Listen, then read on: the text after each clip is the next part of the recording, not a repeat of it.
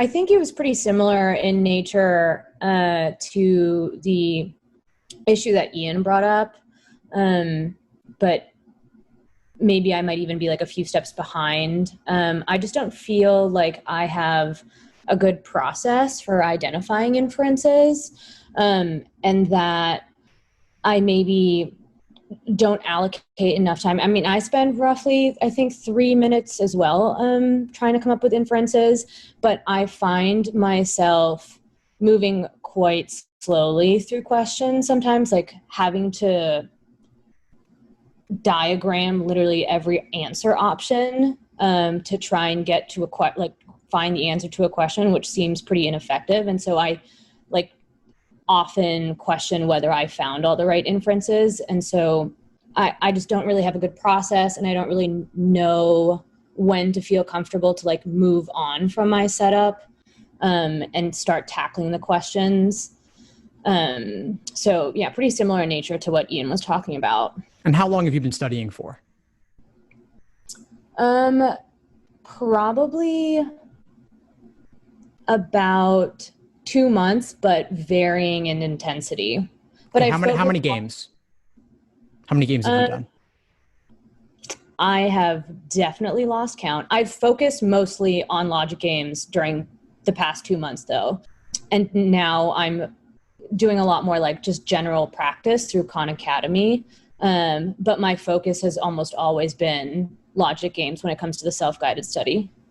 Okay, good. So you've used resources, and that's mostly more the theory. I mean, they have drills, they have examples. What about working out of the actual LSAT exams and just doing sections once you've gotten that foundation?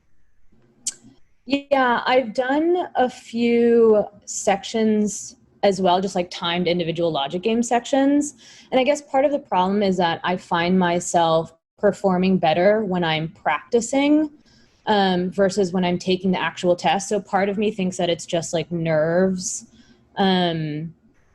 And that I'm like very conscious of time, so I'm moving too quickly when I'm taking it under timed conditions.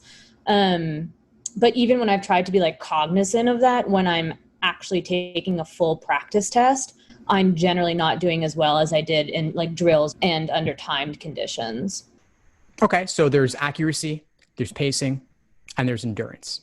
That's one of the frameworks underlying my LSAT study plans, both inside the course and outside the course. And so it sounds like accuracy is good when it's individual sections or individual games, and it's outside of the context of a full-timed exam. So part of this may just be getting used to the rhythm of the timing with sections, strict 35 minutes in that context, and then in the context of all the other stuff going on. So if you're saying full exams, I'm assuming that means reasoning and reading comp as well are in that mix. Is that correct? Yeah. And you said you've done a lot of work on games, but maybe not so much on the other stuff. Yeah. So in what way could doing a full exam with the other stuff mixed in, how could that impact your performance on everything?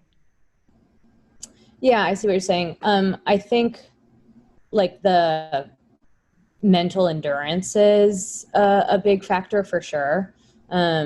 Just sitting down, especially with the time tests that I take through Khan Academy, those are a full 3 hours.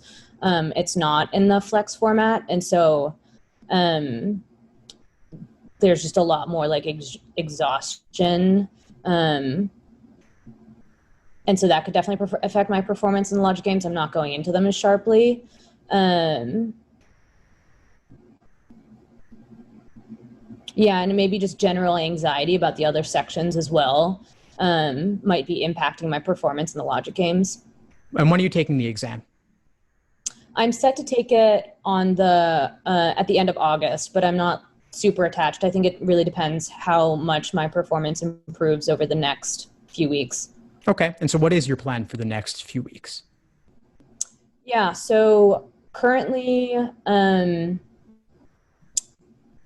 my foremost plan was just to continue with Khan Academy and doing like generalized study, because I was starting to think that maybe my like underlying strengths are really with reading comprehension and the logical reasoning. and so that I should start trying to like study for those sections formally. And so I have like a study plan through Khan Academy of doing a few hours like every other night, and then taking a practice test every weekend. Nice. I like it. And what are your other obligations between now and August 29th? I have a few. Okay. What are they? I am going to be moving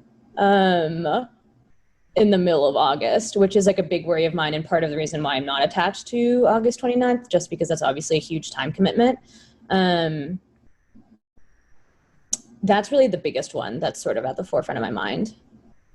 So the idea of taking it in August 29th, and we're speaking now about 1 month prior to that. So does that give you anxiety? Does that feel like it could work maybe? How do you feel about it overall? How do I feel about the August 29th test? Yeah. I feel a little shaky just because I think I have a lot of test anxiety to get over. So like this is diving into other things, but I generally like am not performing as well in reading comprehension and the logical reasoning as well as I did like at the beginning when I started studying, or when I took my first diagnostic even. And so I think like there's sort of been this like, I don't know, counter effect to like studying, where like the more I see the issues that I encounter, the more I sort of like self-fulfill. And so I think again, like it'll be really important to see how I perform on the next like couple practice tests I take, like the full practice test, to see if I can sort of overcome some of that test taking anxiety. So yeah, a little shaky. Okay. Okay, I think that's a reasonable approach. I want to play a game with you for a second. Let's pretend one of two things. Let's pretend that you're not currently registered for August 29th. Mm-hmm. Would you register for it today? Oh gosh, that's a good question.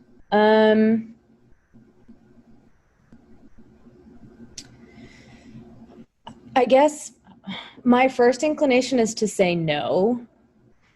But if I want to apply the cycle, I think it's best to take the test in August and see what my score would look like, which I guess is why I would probably register anyways, even though I don't think it's like the best course of action, if that makes sense. Yeah, I hear that. And I'll give my answer on that in a moment, just from a practical perspective as to what I know about admissions. But before I do that, I want to play a different game with you.